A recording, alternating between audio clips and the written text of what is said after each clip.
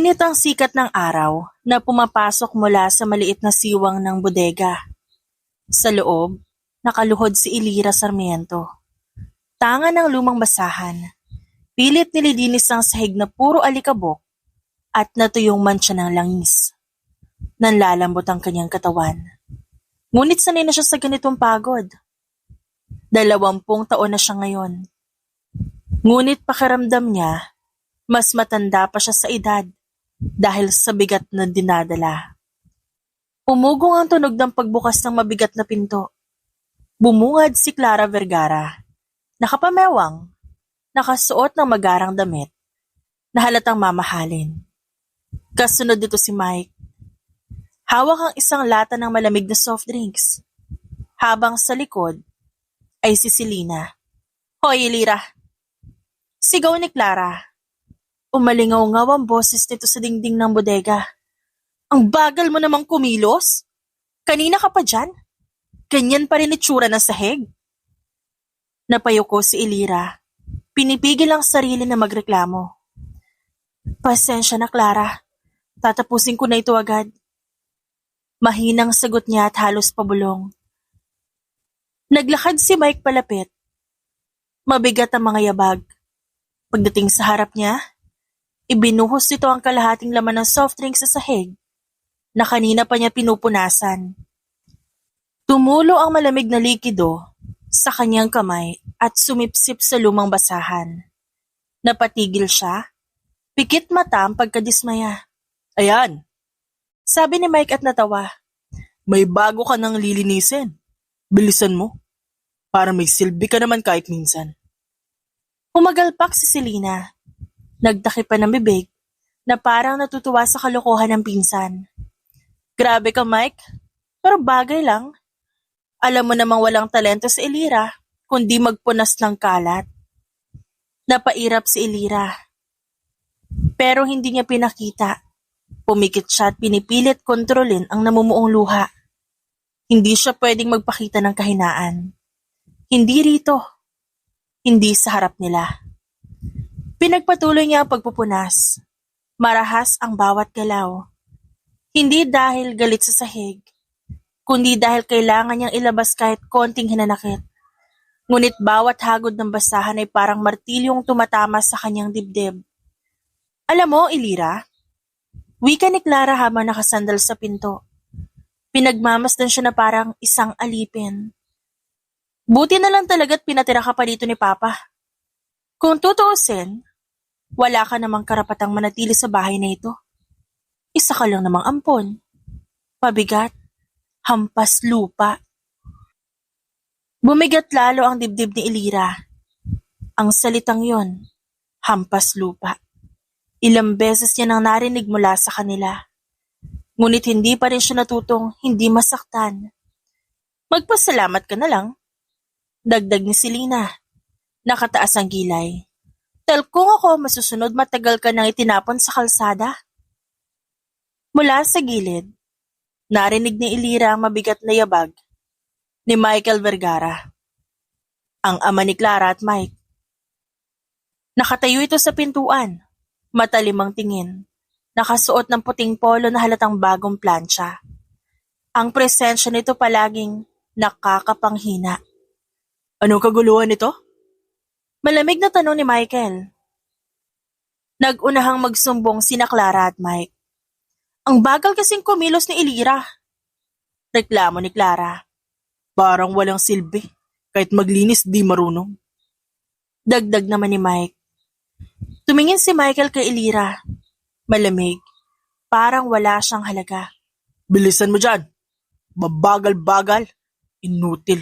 Walang silbi. Napahagat ng labis si Elira. Gusto niyang sumagot. Gusto niyang sabihin na meron siyang silbi kahit papano. Pinipilit niyang gawin ang mga trabaho sa araw-araw. Pero alam niyang walang maniniwala. Para sa kanila, isa lang siyang pabigat na dapat iparamdam na hindi kailanman tatayo sa parehong pedestal. Pasensya na po, sir. Aayusin ko po. Mahina niyang wika at halos hindi marinig. Umiling si Michael, Lumapit at sinipa ang timba ng tubig na ginagamit niya. Kumalat ang tubig sa sahig. Basang-basa ang kanyang palda at mga paa.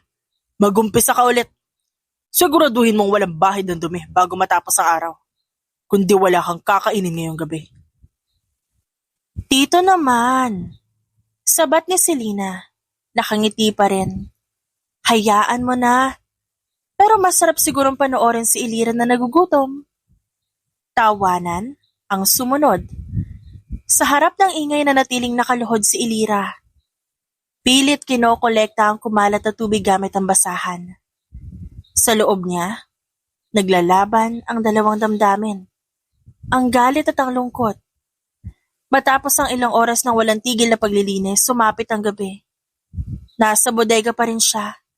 Nakaupo sa gilid, hawakan siya na kumakalam. Ang mga Vergara, nagdiriwang sa dining hall. Naririnig niya ang halakhakan, ang kalansing ng kubyertos. Ang amoy ng masasarap na pagkain hindi niya man lang matikman dahil hindi siya pinapayagan. Pinikit niya ang mga mata.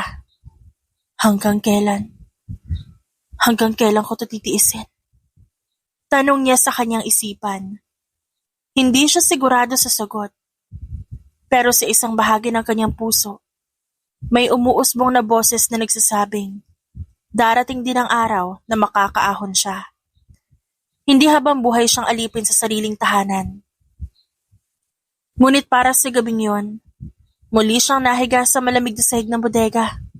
Tinatanggap ang gutom at ang bigat ng katahimikan. Kinabukasan bago pa sumikat ang araw, gising na siya. Muli siyang bumalik sa gawaing bahay.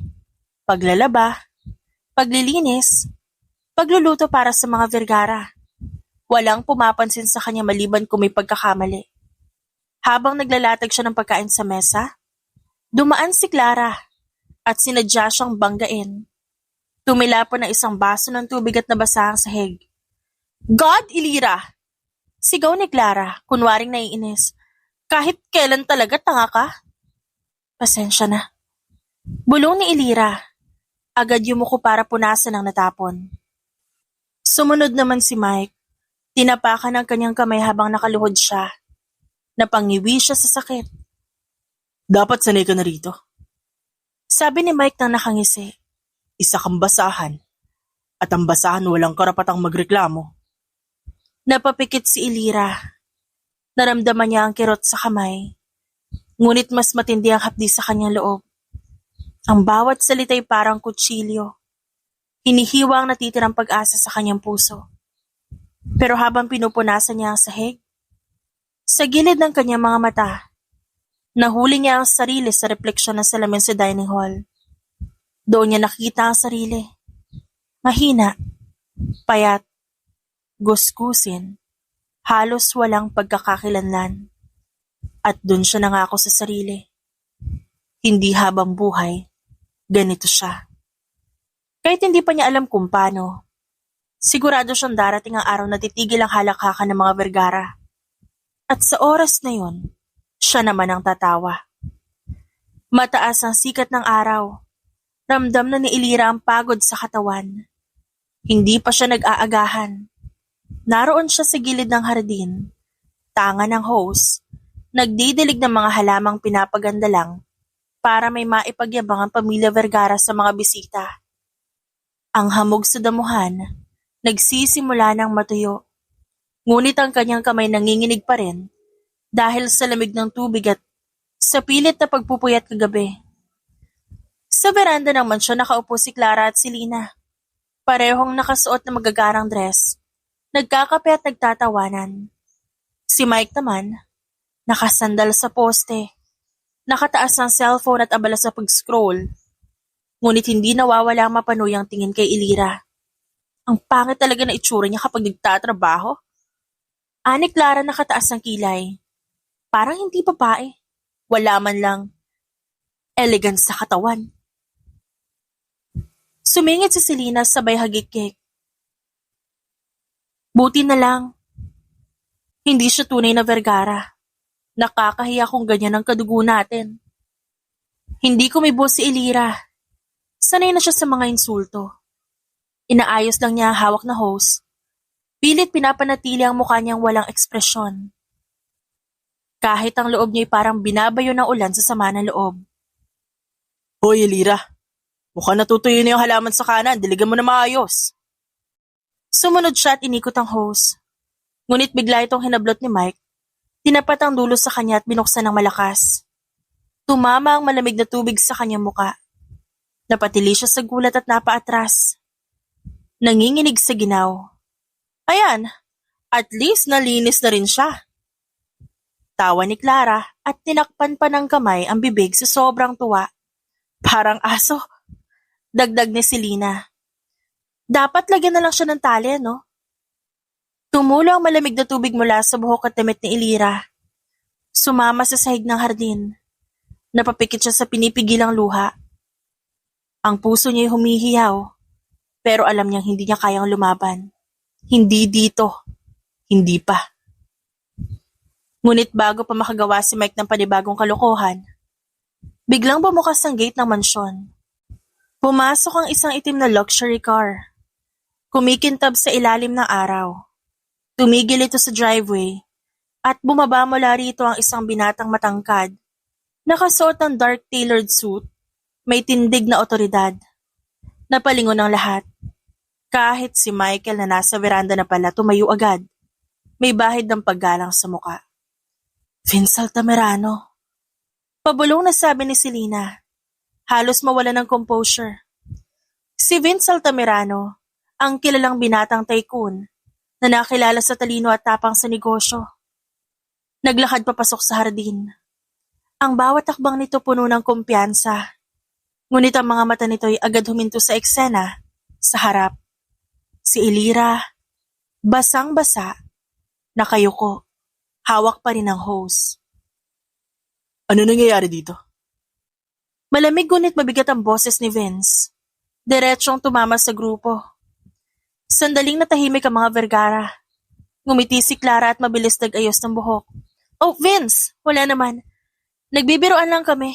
Si Elira kasi laging clumsy. Natapunan niya ang sarili niya ng tubig. Tumaas ang kilay ni Vince. Lumapit ito na ilang hakbang, tinapunan si Mike ng matalim na tingin. Really? Mukhang iba ang nakita ko. Nagkibit balikat si Mike, ngunit agad umiwas ng tingin. Nanatiling nakayuko si Elira. Pinipilit itago ang hiya. At galit na namuo sa loob niya.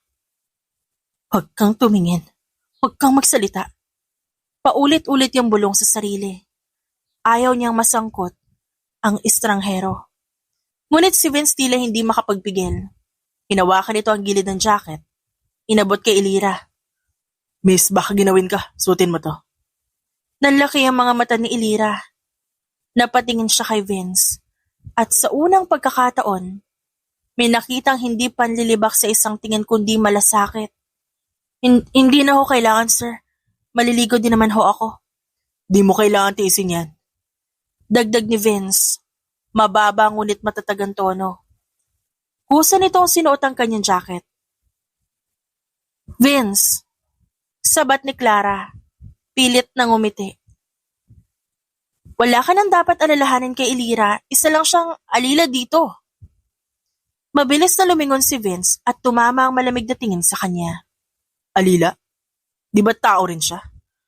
Kung ganyan ang tingin niyo sa kanya, mas nakakahiya kayong kasama kesa sa kanya. Natahimik ang veranda. Si Michael na kanina'y tahimik lang sumingit. Vince, wala kang pakialam sa pamamalakad ng tahanan namin. Wala nga. Pero may pakialam ako kung paano tratuhin ang isang tao sa harap ko. Napalunok si Elira halos hindi makapaniwala sa narinig. Walang kahit sinong tumindig para sa kanya dati. Wala, ni isa. At heto, isang lalaking hindi niya kilala. Handang ipagtanggol siya sa mismong teritoryo ng mga kaaway. Pinamulahan ng mukha si Clara. Pilit pa rin umiti. Pasensya na, Vince, hindi mo kasi naintindihan. Ganitong klase talaga ang sitwasyon dito. Kung ganyan klase ang sitwasyon niyo, nakakaawa kayo. Tahimik na sumabog ang tensyon sa hangin. Walang makasagot. Muling lumingon si Vince kay Elira. Halika, hindi ka dapat nandito. Nanatili siyang nakatayo, nanginginig at hindi makakilos. Ang puso niya'y tumitibok ng mabilis. Parang bumubulong na ito ang unang hakbang palabas sa impyerno ng mansyon. Ngunit kasabay nito ang takot. Takot sa galit ng mga Vergara. Takot na baka wala siyang ibang mapuntahan. Wala siyang pupuntahan. Dito siya nababagay. Isa siyang basurang iniwan dito at dito siya dapat manatili. Singit ni Michael. Malamig ang tono. Bariing pumikit si Elira, ramdam niya ang pait ng mga salita. Ngunit nang muling bumukas ang kanyang mga mata, nakita niya si Vince. Matatag, hindi natinag. Tila nagsasabing hindi siya kailanman basura. Hindi siya basura. At balang araw, pagsisisihan niyo lahat ng ginagawa niyo sa kanya. Napasinghap si Clara. Napatigil si Selena. Napakunot ang noo ni Mike. Ngunit sa puso ni Elira, may kumislap na bagay na matagal niyang inakalang wala na. Yun na yung pag-asa. Matapos ang ilang minutong tensyon, umalis si Vince. Ngunit bago ito umalis, muli nitong sinulyapan si Elira. Naiwan siya nakahawak pa rin sa jacket na inabot nito. Basa pa rin ang kanyang damit. Ngunit mas mainit ang pakiramdam kesa sa lamig ng tubig. Lumapit si Selena. Bigla nitong hinablot ang jacket na suot niya saka itinapon. Huwag kang mag-ilusyon. Hindi kayo bagay sa isa't isa. Lumabi si Mike at tumayo sa harap niya. You think makakalagpas ang ginawa mo? Ano matapang ka na ngayon kasi may nagtanggol sa'yo? Umiling siya. Huwag kang magkakamali ng magkagusto kay Vince. Basura ka, Elira. Hindi ka nababagay sa kanya. At sino nababagay? Ikaw? Tudyo ni Mike sa kapatid. Malamang. Singhal ni Clara. Saka bumaling kay Elira. Kaya next time, kapag nandito si Vince, matuto kang dumistansya kung ayaw mo makatikim sa akin. Tama na yan. Kailangan ng kumilos ni Elira. Hindi pa man siya nakapagbihis. Naroon na naman siya sa guest room. Naglilinis ng mga kalat mula sa night party na magkakapatid.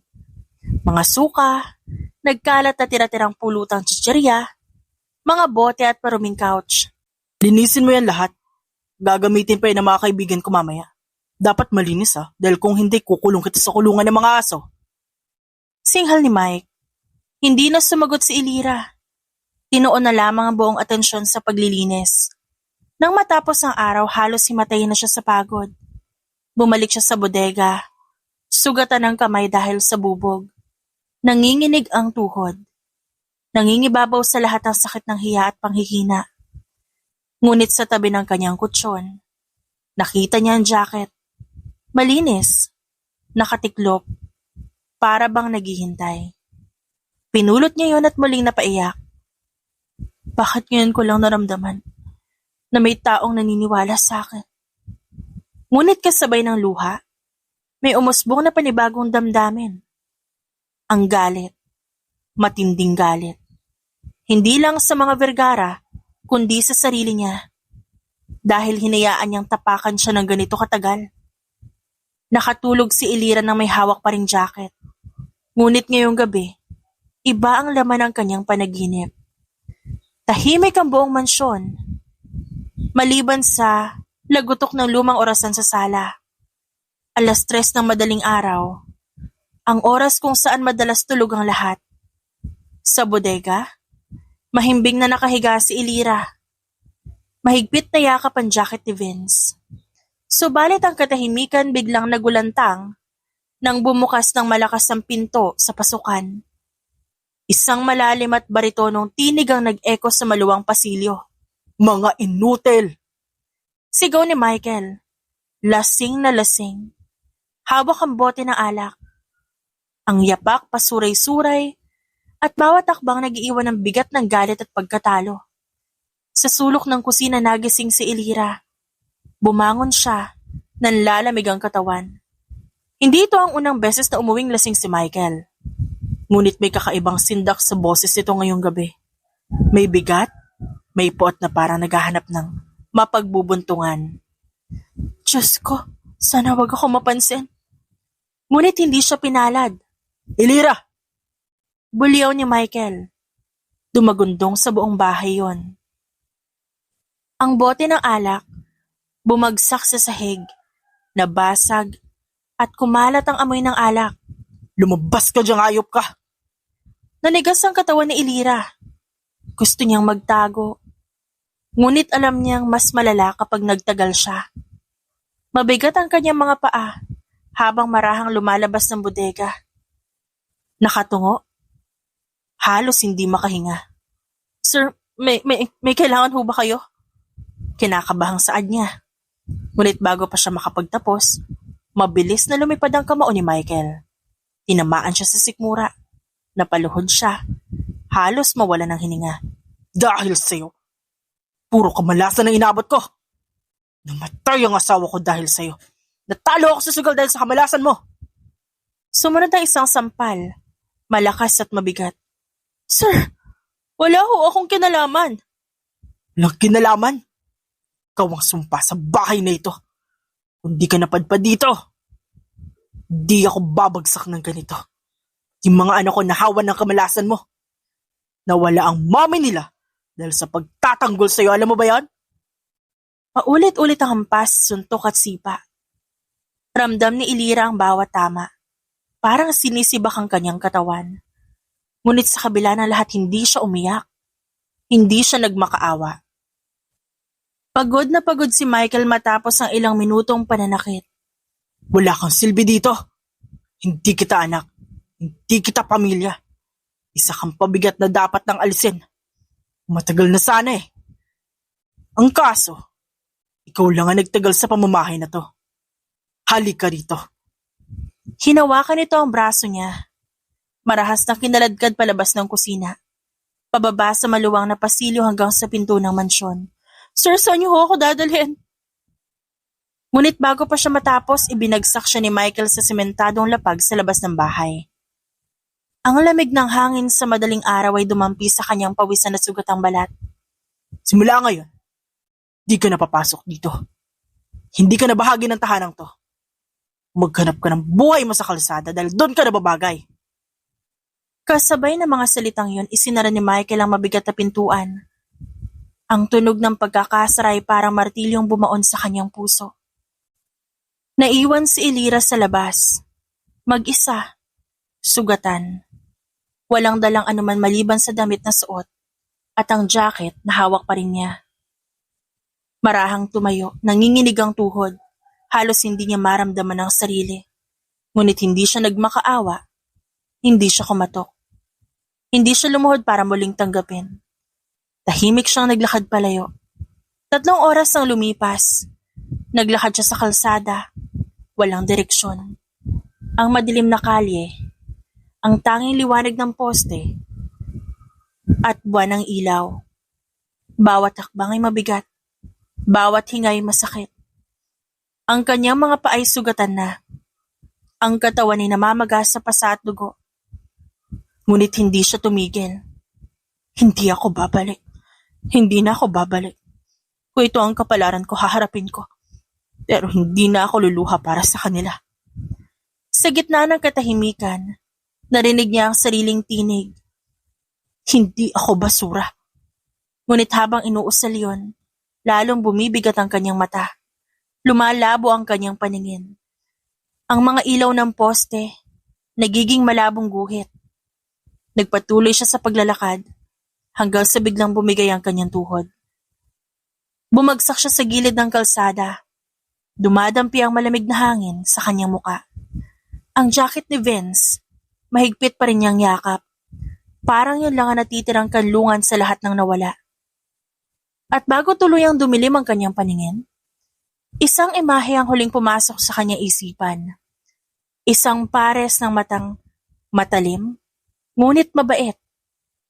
Isang tinig na nagsabing hindi siya basura. Pagkatapos nawala na siya ng malay. Mabigat ang katahimikan na imulat ni Ilira ang kanyang mga mata.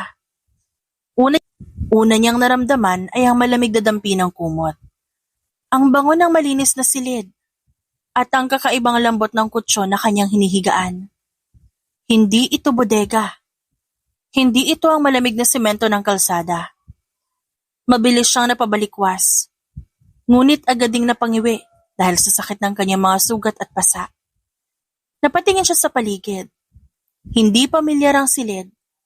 Malalaking kortina na yari sa pelus, mamahaling chandelier, at mga kasangkapang halatang hindi basta-basta mabibili. Nasaan ako?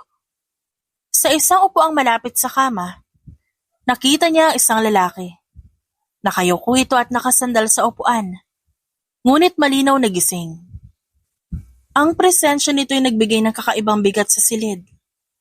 Sa wari niya nasa 40 pa ito mahigit. Tahimik lamang ito nakatingin kay Elira. Sino po kayo?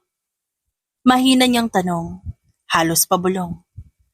Hindi agad sumagot ang lalaki. Sa halip, marahang lumapit ito. Pinagmasdan siya mula ulo hanggang paa. Tila sinusuri, hanggang sa marahan itong tinuro ang kanyang kaliwang siko, kung saan nakalitaw ang isang maliit na birthmark. Matagal ko nang hinahanap ng batang may marka na yan. Ana lalaki, mababa ang boses ngunit matalim. Nagulat si Elira. Para bang nanlamig ang kanyang dugo. Hindi niya inaasahan na ang isang estranghero, lalong-lalo na ang isang taong halatang makapangyarihan, may alam tungkol sa birthmark na yon. Ito ho, simula pa pagkabata nandito na ho ito. Napapikit ang matanda at saglit na huminga ng malalim. Pagkatapos muling dumilat at tumitig sa kanya.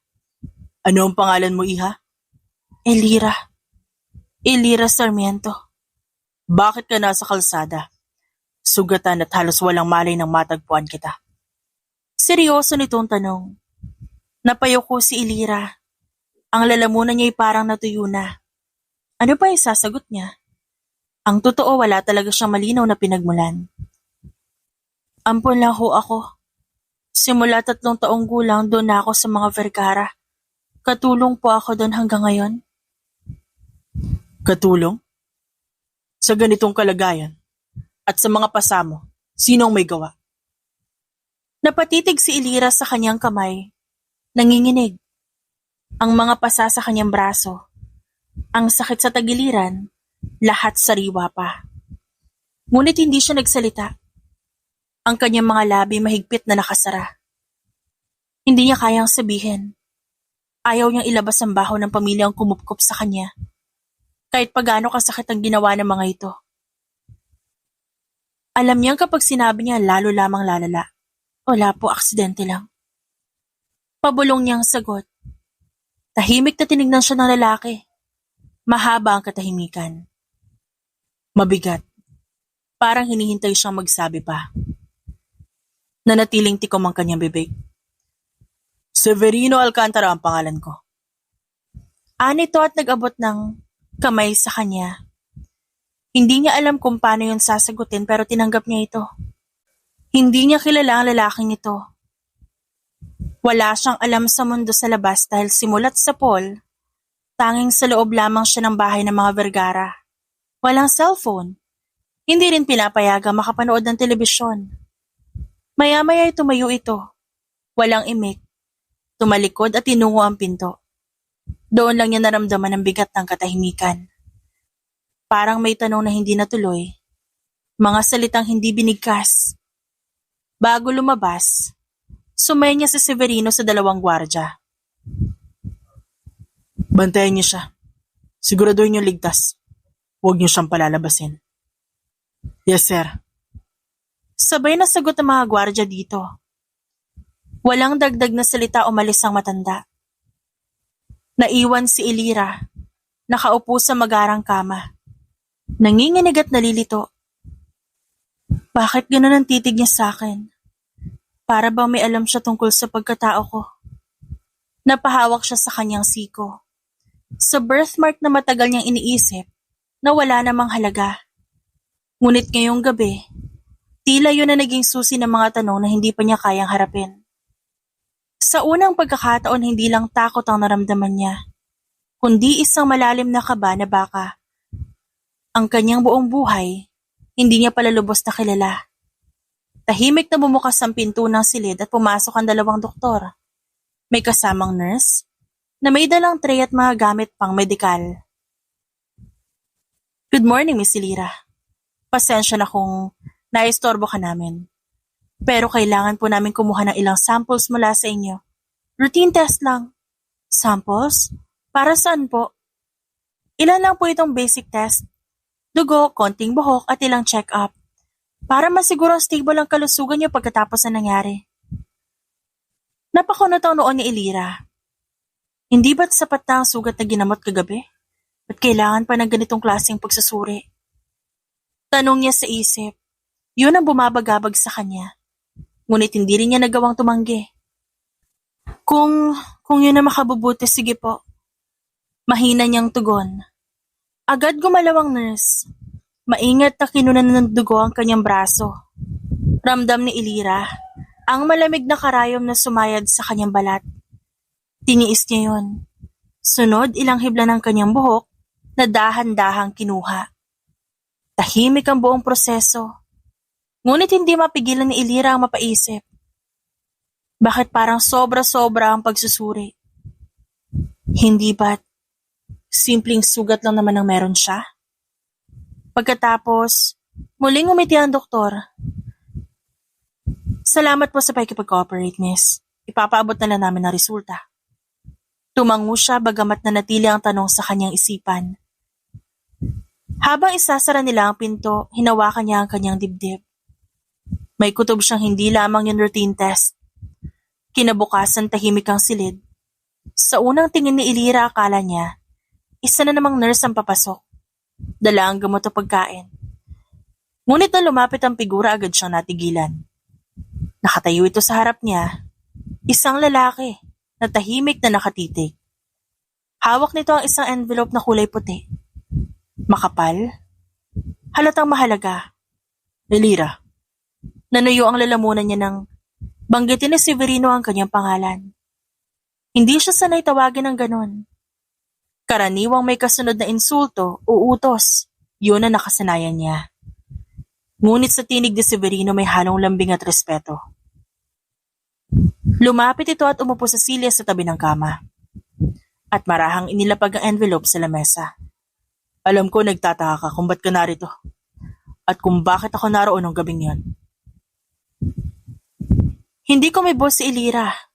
Bagkos. Naghintay. Kinuha ni Severino ang envelope. Binuksan ito. Dahan-dahang inilabas ang mga papel. Ito ang resulta ng DNA test. Kinuha namin ang samples mo kahapon. At wala nang alinlangan. Ikaw ang anak ko. Ikaw si Elira Alcantara. Parang may sumabog na kulog sa dibdib ni Elira. Nanlaki ang kanyang mga mata. Nanginginig ang kamay. Po? Halos hindi lumalabas ang boses niya. Tahimik na inilapit ni Severino ang dokumento. Pinakita ang malinaw na nakasulat. Probability of parentage, 99.9%. Hindi siya makapaniwala. Sa dami ng taong tiniis niya ang palalait, gutom at pananakit. Ngayon lamang may nagsabing may halaga siya. May pamilya siya. Hindi totoo yan. Ampun lang ako, wala akong pamilya, isa lang ako. Natigilan siya at kinagat ang labi. Ang salitang walang kwenta'y muntik nang sumambit mula sa kanyang bibig. Ngunit nahinto siya nang maramdaman ng mainit na kamay ni Severino na humawak sa kanya. Hindi ka basura, Elira. Hindi ka pabigat. Anak kita. At hindi ko hahayaang magdusa ka pa. Tahimik ang silid ng ospital. Tanging mahinang tunog ng aircon at tibok ng puso ni Elira ang bumabalot sa paligid. Nakatitig siya sa papel na hawak ni Severino. Ang DNA test, ang resulta na nagpapatunay na anak siya nito. Nanginginig ang kamay niya habang binabasa yon. Si Severino, nakaupo sa tabi ng kama.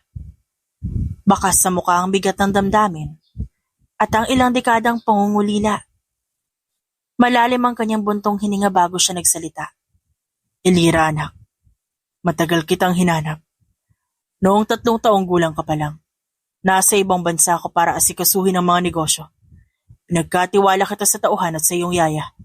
Akala ko ligtas ka.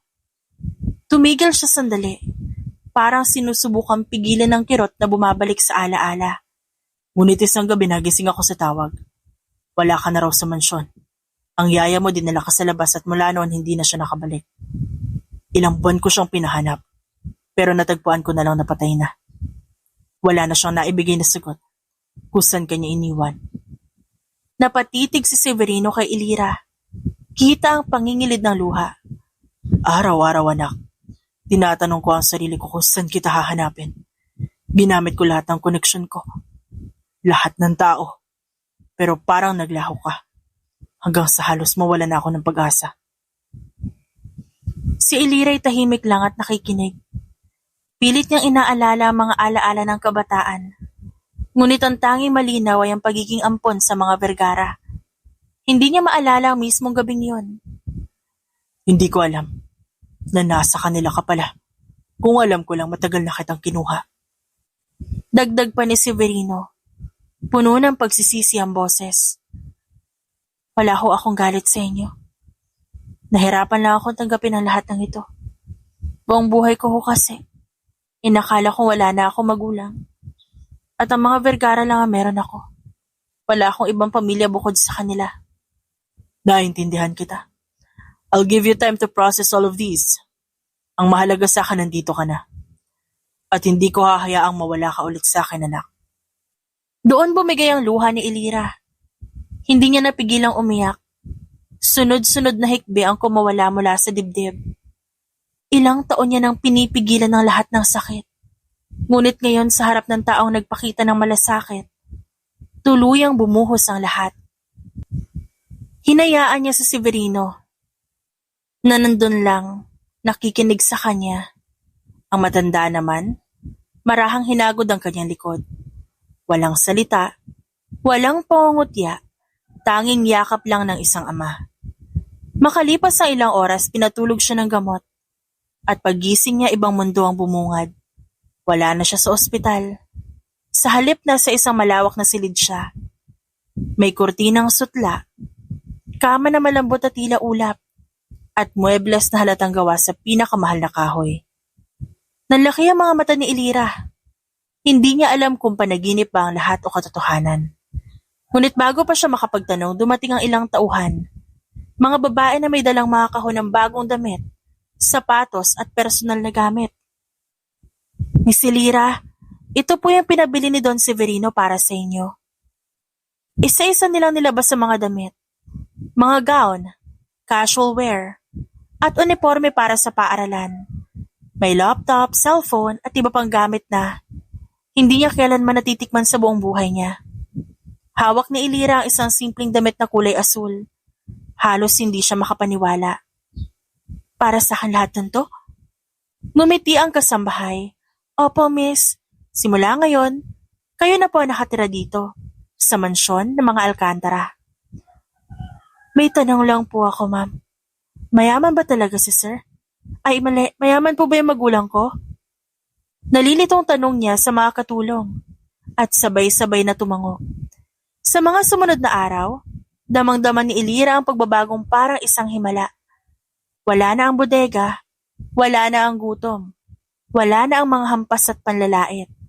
Sa halip, sa bawat araw, puno ng malasakit, may pagkain, gamot at higit sa lahat, may presensya ng isang amang handang ipaglaban siya. Minsang umupo sila magkasama ni Severino sa hardin ng mansyon. Tahimik na pinagmamasa ng mga rosas. Elira, nais kong mabigyan ka ng buhay na karapat-dapat sa'yo. Hindi ko maibabalik ang mga taong nawala, pero maaari kong simulan ngayon. Gusto ko mag-aral ka sa ibang bansa. Doon ka makakabuo ng kinabukasan na walang hangganan. Sa ibang bansa? Tanong ni Elira at napahinto. Doon ka magiging ligtas. At doon mo matutuklasan ang sarili mong kakayahan. Hindi ka na kailanman titignan bilang alipin. Ikaw ay Alcantara. At gusto kong yakapin mo yan. Saglit siyang natahimik. Tumitig sa mga palad niyang may bakas pa ng sugat. Tila ba nakikipaglaban ang kanyang nakaraan sa kinabukasan sa kanyang isipan. Ngunit nang makita niya ang tapat na mata ni Severino, ang kanyang ama. Nakahanap siya ng lakas. Opo, gagawin ko po. At doon nagsimula ang panibagong yugto ng buhay ni Elira. Mula sa isang batang itinuring na hampas lupa, ngayon isa na siyang tagapagmana. Pinag-aral siya ni Severino sa isang prestihiyosong universidad sa ibang bansa. Binigyan ng lahat ng kailangan. At higit sa lahat pinaliguan ng tunay na pagmamahal. Bagamat sariwa pa ang sugat na nakaraan, unti-unting gumagaling ang kanyang puso. Sa unang pagkakataon, nagkaroon siya ng dahilan para maniwala. Hindi lahat ng tao mananakit at may mga yakap na handang bumuo sa kanya. Ang buhay ni Elira tuluyang nagbago at sa ilalim ng pangalang Alcantara, sisimulan niya ang bagong kabanata ng kanyang pag-ahon. Pagbukas ng pinto na itim na limousine sa tapat ng Alcantara Holdings, bumaba si Elira na wari isang reyna. Naka-fitted na itim na blazer. Pulido ang makeup. Malamig ang titig na tila kayang tumago sa sino mang makasalubong. Sa bawat hakbang niya papasok ng gusali, lahat ng empleyado ay natigilan at nagbigay galang. 5 taon siyang nawala at ngayon bumalik bilang bagong hinirang na CEO ng Alcantara Holdings. Hindi lang basta tagapagmana, kundi isang dalubhasa sa mergers and acquisition na nagsanay sa pinakamahuhusay na institusyon abroad. Sa mga kamay niya lumago ang negosyong hawak ng Alcantara at ngayon siya na mismo ang nasa tuktok. Good morning, Miss Alcantara. The board is ready. Bati sa kanya ng asistan. Ngumiti siya ng tipid. Let's not keep them waiting. Habang naglalakad papasok ng boardroom, sumilay ang malamig ng ngiti sa kanyang labi. Hindi lang siya bumalik para pamunuan ang kumpanya. Bumalik siya para singilin ng mga taong minsang nagpahirap sa kanya. Isang gabi matapos ang matagumpay na board meeting, dumalo si Elira sa isang high-profile charity gala. Nakasuot siya na itim na gown na kumikislap sa ilalim ng chandelier lights. Ang buhok ay nakapusod at ang kanyang aura parang isang reyna sa entablado ng lipunan. Hindi siya dumalo upang makipagsosyalan.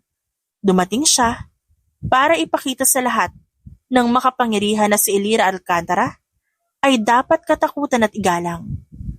Ngunit sa halip ng mga negosyanteng naiinggit ang pumukaw sa kanyang atensyon, isang pamilyar na lalaki ang tumama sa kanyang paningin.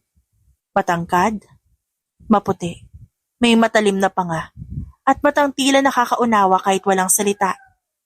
Si Vince. Nakatayo ito sa kabilang dulo ng bulwagan. Hawak ang isang baso ng alak, nakasuot ng simpleng black suit na mas nagpalakas sa dating nito. Nagningning ang buong ballroom nang dumating si Elira, kasabay ng bulungan ng mga panauhing hindi makapaniwala sa kanilang nakikita. The lost Alcantara heiress finally found. Usap-usapan siya ng lahat, at tila bawat matay nakatutok sa kanya. Ngunit sa gitna ng ingay, may isang pares ng mga mata agad niyang naramdaman. Matindi, sigurado at pamilyar. Nagtagpo ang kanilang mga titig. Si Vince. Bahagyang bumilis ang tibok ng puso ni Elira. Hindi siya sanay sa mga ganitong epekto ng sinuman sa kanya. Ngunit sa harap ng lalaki, parang may apoy na bumabalot sa kanyang dibdib. Mainit, ngunit hindi nakakasunog. Lumapit si Vince. Diretso ang hakbang. Para bang natural na teritoryo niya ang lugar. Uminto siya sa harap ni Elira at ngumiti. Quite an entrance you made tonight. People can stop staring. Ani Vince, malumanay ang boses. And you're one of them. Napataas ang kilay ni Elira. Guilty? Tinaas nito ang hawak na baso at may kasamang mapang-akit ng ngiti. But I like to think, I stare for better reasons. Better reasons? You look like someone who owns the room. But deep down, you don't really care about the room at all. You care about something else, or maybe someone else. Natigilan si Elira. Sanay siya na ang mga tao yumuyuko, natatakot o naiinggit. Ngunit ngayon may isang lalaking tila kayang basahin ang kanyang katahimikan. I don't believe in strangers reading me like an open book. Malamig niyang sagot, bagamat may bahid ng aliw sa kanyang tinig. Then maybe I don't want to be a stranger. Vince Altamirano. Inabot ni Vince ang kamay. Sa unang pagkakataon, marahan niya itong tinanggap. Elira Alcantara. At sa mismong sandaling yon, parang umalingaw-ngaw ang pangalan sa pagitan nila. Matamis, mapanganib, at puno ng bigat na nakaraan. Nang magsimulang tumugtog ang mabagal na musika, bahagyang yumuko si Vince. Dance with me? Nagdalawang isip si Elira. Hindi siya basta naglalabas ng emosyon, lalo na sa publiko. Ngunit may kakaiba kay Vince. Isang presensya na hindi agresibo, hindi nananakot, parang ligtas, kaya tinanggap niya ang kamay nito. Habang umiikot sila sa gitna ng entablado, ramdam niya ang kakaibang kalmadong matagal nang nawala sa kanya. Hindi siya tinitingnan ni Vince bilang tagapagmana, ni bilang CEO, ni bilang babae ng paghihigante. Nakikita siya nito bilang siya, bilang Elira. You're tensed. I have reasons. I'm sure you do, but tonight, you can let go of them just for one song. At sa hindi inaasahan na pangiti si Elira. Matapos ang sayaw, dinala siya ni Vince sa gilid ng ballroom. Tahimik silang nag-inuman ngunit hindi nakatiis si Elira. You talk like you know me. Maybe I want to. Pinagmasdan siya ni Elira. Saka nagdesisyong ibahagi ang hindi niya pa naikwento sa iba. 5 years ago, I almost died. Left bleeding in the street by the very people who raised me. That's when Dad found me. He didn't know I was his daughter until the DNA confirmed it. He gave me everything I was denied. Education, protection, a name. And now, I'm Elira Alcantara. Tahimik si Vince. Nakatitig lang sa kanya. Kita sa mga mata ang paghanga. Hindi lang sa ganda o sa bagong anyo ni Elira kundi sa tapang at lakas na dala niya. Elira, you've come so far. And I'm glad I'm here to see it. Ang dami kong gusto ikwento sa'yo. At yung jacket, nasa akin pa rin. Good as new. Ngumiti rin si Vince. Ang ikinagulat pa niya bigla siya nitong niyakap ng mahigpit. 5 years you were gone. And I'm glad you had my jacket as your companion. I've missed you, Ellie. Kumabog ng malakas ang puso ni Elira, pero pilit niyang tinago ang kilig sa likod ng kanyang ngiti. Nagtagpo muli ang kanilang mga mata at sa sandaling iyon, batid ni Elira na si Vince ay hindi ordinaryo. Hindi niya alam kung anong papel ang gagampanan nito sa kanyang buhay. Maaliwalas ang umaga sa Alcantara Mansion. Ngunit sa loob ng opisina ni Elira, malamig at mabigat ang hangin. Nakaupo siya sa likod ng mahogany desk, nakataas sa mga binti, habang hawak ang tablet.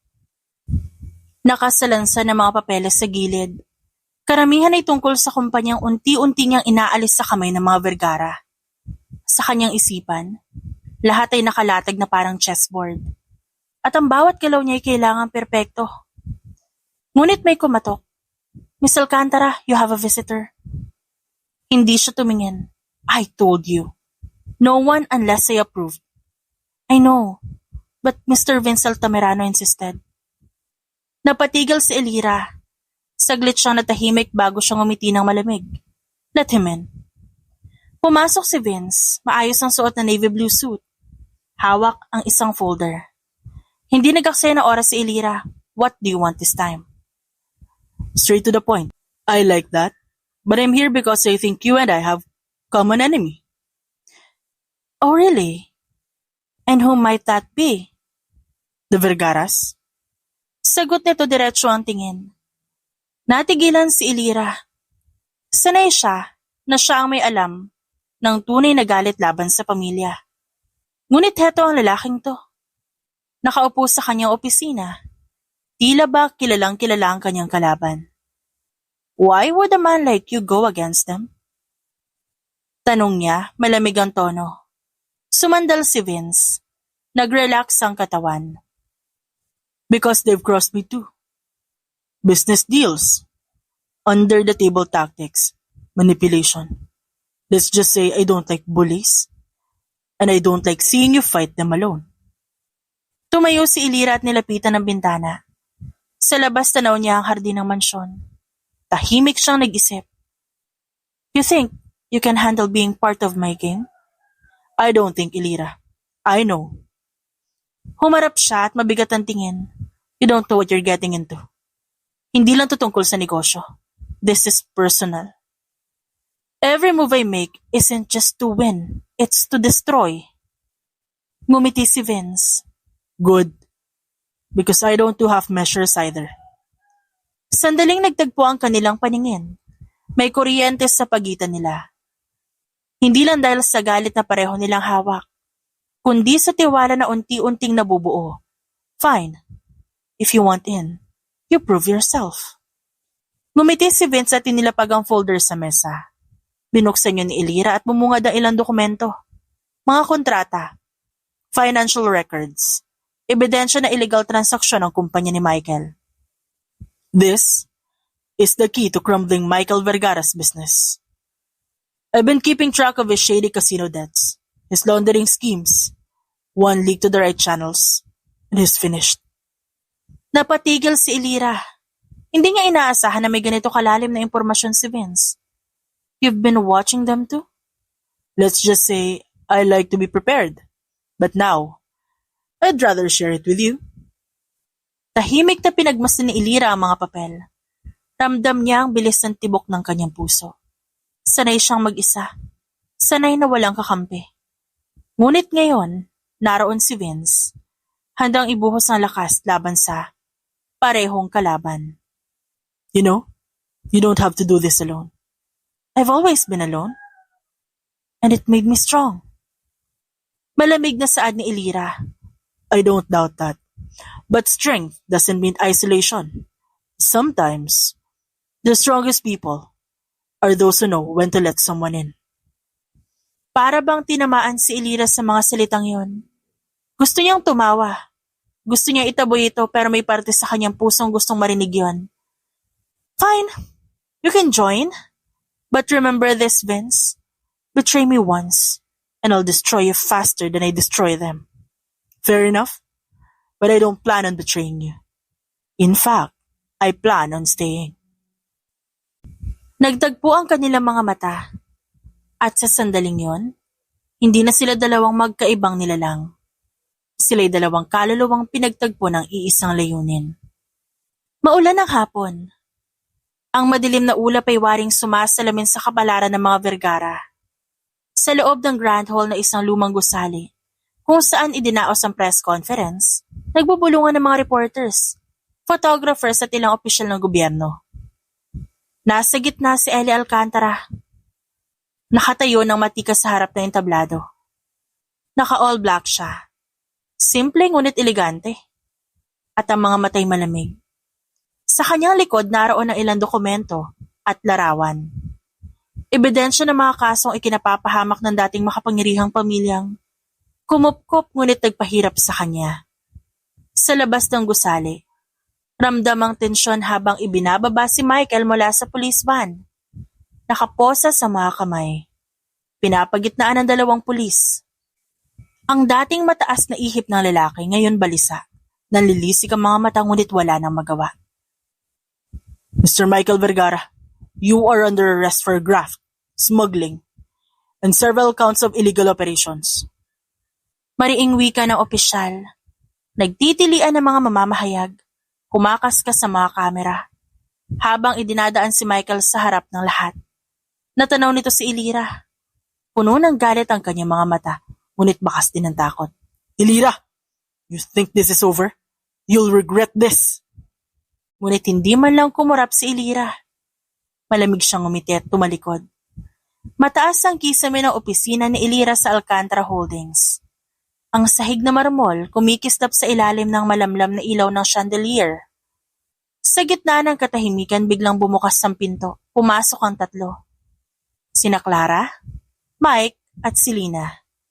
Parang walang daladalang hiya. At may lakad na tila sila nagmamay-ari ng mundo. Wow! So this is where the bastard child ended up. Not bad, Elira. Nakahanap ka ng sugar daddy in the form of Severino? Sumingit agad si Mike, nakangisi. How convenient, ha? Kuno na may jackpot ka palang tinatago sa birthmark mo. Tumawa si Selena. Malutong at puno ng pang-uuyam. Honestly, I don't see the hype. She's still the same pathetic girl who scrubbed our floors and begged for leftovers. Hindi nagbabago ang kaluluwa, kahit pa nakasuot na mamahaling damit. Nakatayo si Elira sa likod ng kanyang desk. Tuwid ang katawan at matalim ang titig. Pinagmasdan niya ang tatlo.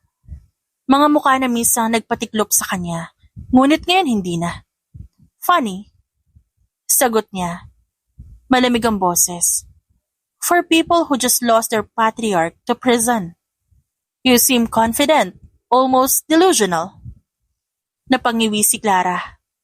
Lumapit ng bahagya. Delusional?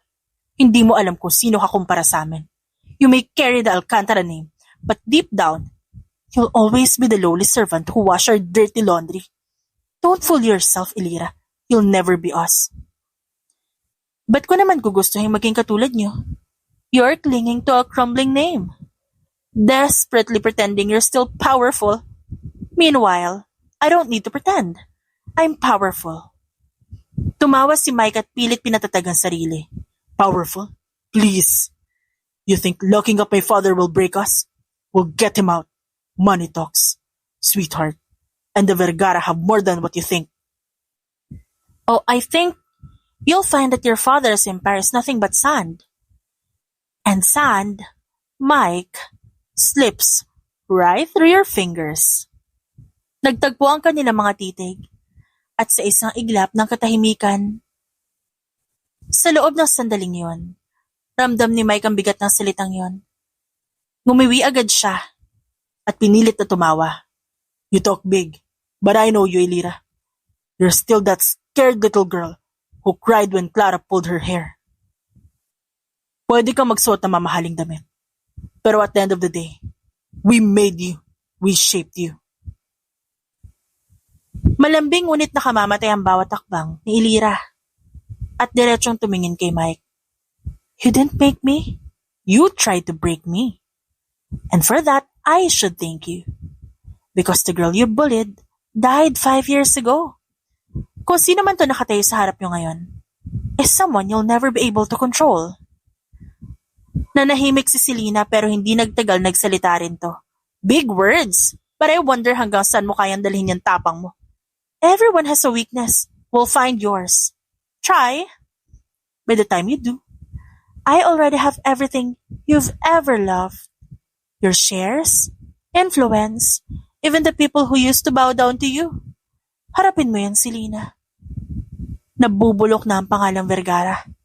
At ako may hawak ng kutsilyo ngayon. Napakamot ng batok si Mike. Halatang nababahala na pero ayaw ipahalata. Samantalang si Clara, nakataas pa rin ang baba. Pilit na pinapakita ang kayabangan. You'll regret this, Elira. We'll come back stronger. Umikot si Elira pabalik sa kanyang desk. Sa kamarahang naupo na parang reyna sa trono. Di bumalik kayo. Dito lang naman ako eh. Hihintayin ko kayo. But next time, wag naman kayong pumunta na wala kayong dalang panlaban sa akin. Magdala kayo ng something worth my attention, okay? Tahimik na nagkatitigan ng tatlo. Ang silid, mabigat. Puno ng hindi masabing pangamba at galit. Ngunit malinaw sa lahat ng naroon. Si Elira ay hindi na dating alipin ng mga Vergara. Siya na ngayon ang pader na hindi nila matitibag kahit anong pangungutya o pagmamatigas ang gawin nila. At sa bawat pintig ng oras, unti-unting nagigiba ang mundo ng mga Vergara, habang ang mundo ni Elira lalo lamang lumalakas. Tahimik ang opisina ni Clara nang pumasok si Elira. Suot ang isang simpleng puting bestida na kumikistap sa ilalim ng ilaw. Hindi tulad ng dati, hindi dala ni Elira ang malamig ng ngiti. Sa pagkakataong ito, matalim at mabigat ang ekspresyon sa kanyang muka. Napatigil si Clara sa pagsusulat at tinaasan siya ng kilay. What now? Another pathetic attempt to embarrass me? Ngumiti si Elira ng bahagya. Inilapag ang brown envelope sa ibabaw ng mesa. Not an attempt, Clara. This is my final nail to your family's coffin. Kumunot ang noo ni Clara. Binuksan ang envelope. at isa-isang nilabas ng dokumento. Una, litrato ni Mike at Selena, magkasama sa isang hotel room. Sunod, medical records na nagtatala ng abortion procedure, nakapangalan kay Selena. At ang pinakahuli, birth certificate na nagpapatunay na si Selena ay ampon lamang ng kanilang ina at hindi kailanman dugo ng mga Vergara. You're lying. This can't be true? Read it again. Malamig na saad ng Elira. Napasigaw si Clara, itinapon ng papel at halos mabasag ang baso ng alak sa mesa. No! Mike would never. Selena is family. Ngunit tumating si Mike. Sakto ang timing. At narinig ang sigaw ng kapatid. Clara, you bastard! Tell me this not true. Please tell me this is not true. Napatigil si Mike na mutla at di makatingin. It happened once. We made a mistake. A mistake? Sleeping with her? Hiding it? Letting her abort a child just to protect your filthy pride? That's not a mistake, Mike. That's betrayal. Nagpakita si Selena sa pinto. Halata nakikinig sa lahat ng oras. I did what I had to do. If people knew it, I'll be ruined. Ruined? You've already ruined everything. And to think you're not even one of us. Diba, Selena? You're nothing but a stray to our mother pick-up just like Elira before. Nanginig si Selena. Napaatras. Hawak ang dibdib. Na parang tinuhog ng sibat. I was more family than either of you ever treated me. I carried your secrets. I took the blame and this is how you repay me? Sagot ni Selena. Nagtalo ang tatlo, sigawan, sumbatan. Nag-aalab ang galit sa hangin habang si Elira nanonood lamang sa gilid, parang direktor ng isang trahedya. Ang mga piraso ng pamilya Vergara isa-isang nababasag sa kanyang harapan. Pathetic. Wika ni Elira, mahina ngunit malinaw. Hindi ko na pala kailangang mag-angat ng kamay kasi sisirain niyo naman din ang isa't isa. Kinabukasan, maagang kumalat ang balita na si Selena Vergara natagpo ang patay sa condo unit nito. Ang mga pulis ay nagsabing tila suicide ang nangyari. Walang forced entry, walang bakas ng struggle, at katabi ng kanyang bangkay ang bote ng alak at isang sulat na basang-basa ng luha. I was never one of you. I was never enough. Forgive me. Hawak ni Clara ang pahayagan habang nanginginig ang kamay. Ang mga mata nito'y namumula, halatang walang tulog. Si Mike sa kabila, hindi makapagsalita, nakatulala lamang, parang pinagsisisihan ng lahat. Don't tell me you did this. Hindi sumagot si Clara. Malakas na nagmura si Mike at hinablot ang kapatid. What's gotten into your mind, Clara? Ba't mo kailangan gawin yun? Mula sa labas, kita ni Elira ang pangyayari. Dinig niya ang kaguluhan sa loob. I had to do it para malinis ang pangalan natin. She's nothing but a trash, Mike. Tayo na lang ang naiwan. Dapat tayo magtulungan. Dad needs us. And we have to do it on our own. Pumasok si Elira. Tahimik ngunit matatag. Nakatayo siya sa harap ng dalawa. Tinapunan ng tingin ng magkapatid at nagwika. Akala niyo palagi kayong hindi mahawakan. Yung tinatawag nating untouchable. That no one could ever bring you down. Pero sa totoo lang, hindi niyo ako kailangan para sirain kayo. Alam niyo kung anong kailangan niyo? Yung katotohanan. Yun lang. Kusa kayong guguho. Kasalanan mo lahat ng to! Galit na sigaw ni Clara sa kanya. Akma siyang lalapitan nito pero pinigilan ni Mike. Ano? Hahayaan mo na lang na sirain tayo ng babaeng yan? Sira na tayo. Alam mo yan. Naglakad ito palabas ng pinto at iniwan silang dalawa sa silid. Nagtaas ng kilay si Elira. Looks like your brother turned his back on you. Anong nararamdaman mo, Clara? Masakit ba? Puno ng pangungutya ang kanyang tinig. Hindi. Dahil alam ko sa ating dalawa, Ikaw ang desperadang makaganti. True, dahil gusto ko iparana sa inyo ang dinanas ko. Now taste it, Clara Vergara. Kinabukasan dumagsa ang balita. Vergara Enterprises on the brink of collapse. Majority shares now under Alcantara Holdings. Habang nakaupo si Elira sa kanyang opisina, pinagmamasdan niya ang balitang yun sa screen. May satisfaction na dumaloy sa kanya. Ito ang hinihintay ko. Now this is justice. Ngunit kasunod ng init ng tagumpay, may malamig na bulong sa loob niya. What now, Elira? Pabagsak na bumukas ang pinto ng kanyang opisina. Mabagsik na pumasok si Clara at mariing nakatitig sa kanya. Clara, what brings you here? How could you? Mabilis itong lumapit sa kanya para sana saktan siya pero napigilan niya yon. Don't you dare touch me again, Clara. Hindi mo na ako kayang saktan ngayon. Ano, nandito ka ba para magmakaawa na ibalik sa iyo ang lahat? Nag-iwas ito ng tingin. Mapakla siyang natawa. Hindi na ako tanga tulad ng dati. Ano bang gusto mong gawin ko? Lumuhod ka. Subalit nagmatigas si Clara. Ang sabi ko luhod. Wala ka na magagawa, Clara. Namumulubi ka na. Lubog na kayo sa utang at wala ka ng pag-asang makaahon pa. Hindi rin magtatagal mabubulok na rin si Mike sa kulungan. Now do it while I'm still being nice. Kahit napipilitan, lumuhod si Clara sa harap niya. That's where you belong, Clara Vergara. Ramdam niya ang patak ng luha nito sa kanyang paa. At dahil mabait ako, gagawin na lang kitang katulong ko. Sounds fun, right? Gagawin mo rin ba ang ginawa namin sa'yo? Tanong nito habang nakaluhod pa rin. Depende kung magbabago ka. Yumuko siya at hinawakan ng baba ng babae. Be a darling, Clara. Sa kanya yun binitawan ng marahas. Hapon nang bumisita si Vince. Tahimik itong pumasok sa opisina.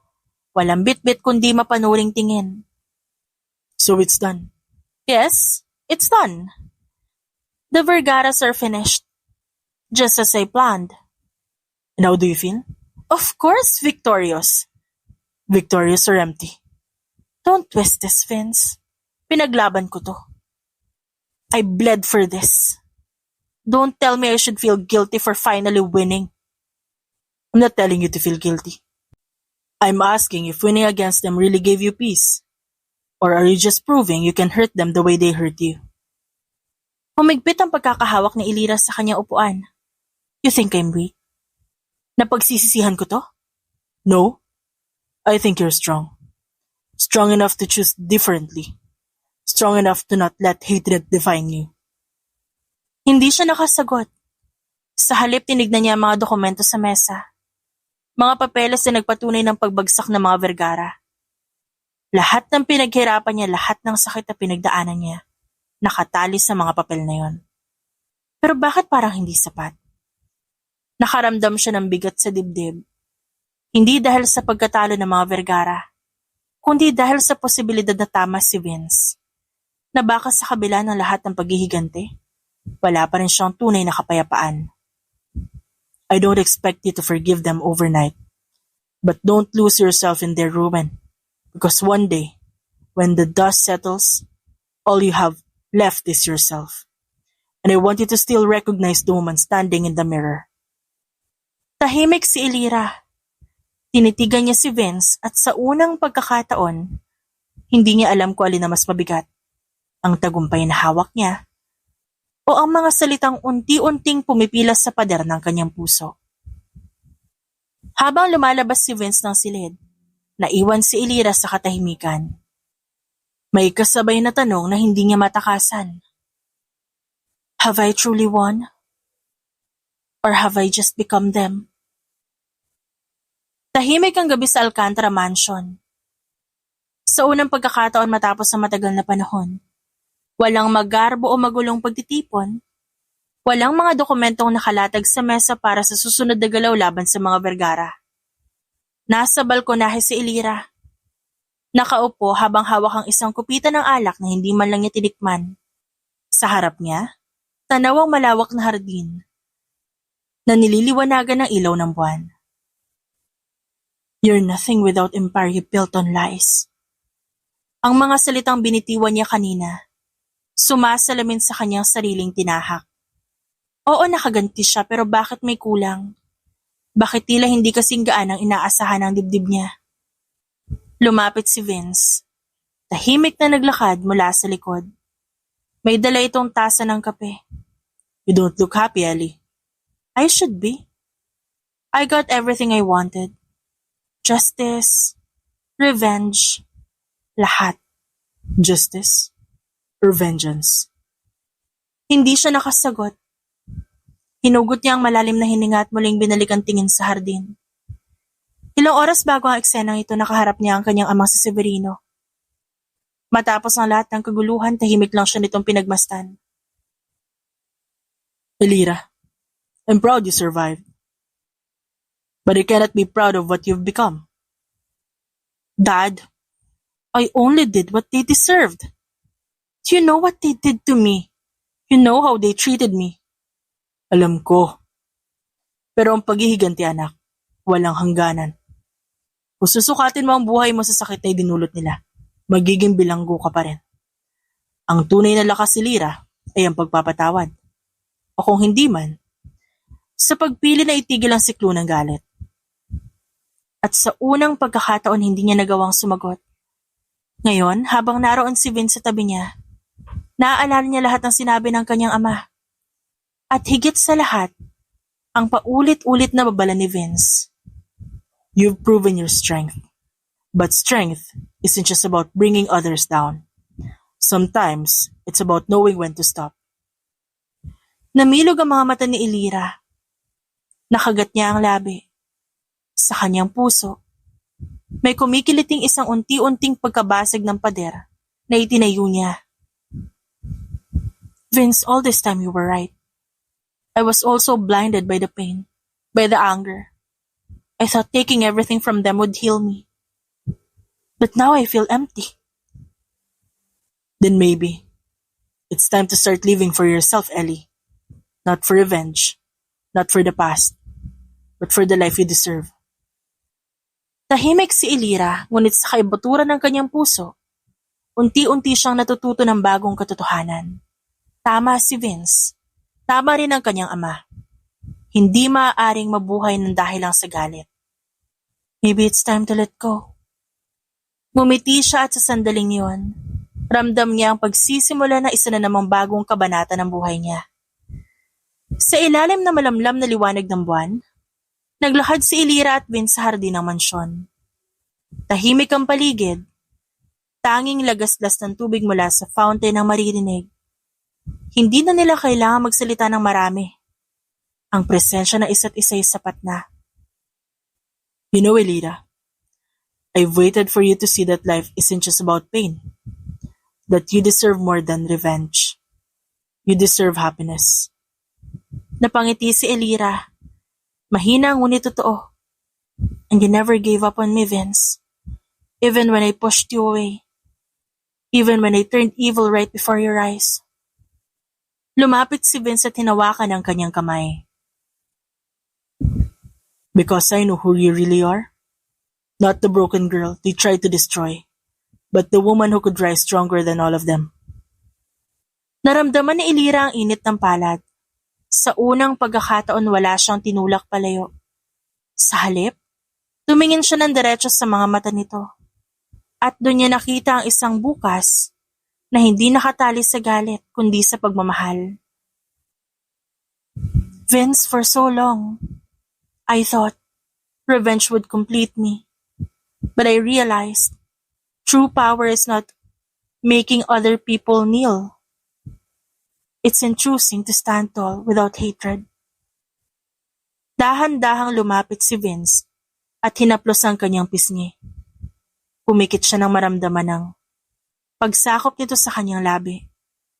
At sa sandaling yon, naging malinaw kay Elira ang kanyang pinakamalaking tagumpay, hindi pagkatalo ng mga Vergara, kundi ang paghahanap ng sarili niyang kapayapaan at pagmamahal sa piling ni Vince. Sa wakas gumuho ang imperyo ng mga Vergara. Si Mike na minsang ipinagmamalaki ang apelyido nila, ngayon nakabilanggo. Tinabunan ng patong-patong na kaso ng embezzlement, adultery at illegal gambling. Ang pangalang minsang kinatatakutan, ngayon na may isang halimbawa ng pagkasira at kahihiyan. Samantalang si Clara imbes na gawing katulong gaya ng ginawa nito kay Elira noon, pinili niyang ilagay sa isang maliit na negosyo na bagong tayo. Hindi bilang reyna, kundi bilang isang ordinaryong empleyado na araw-araw kumakayod. Pasan ang bigat na nakaraan. Ang dating mga kamay na sanay insulto at manakit. Ngayon napipilitang magtrabaho para sa kinabukasang hindi na ito ang may kontrol.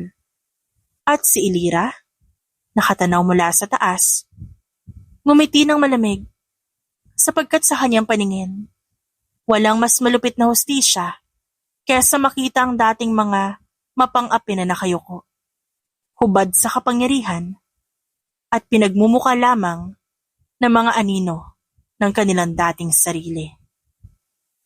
The End.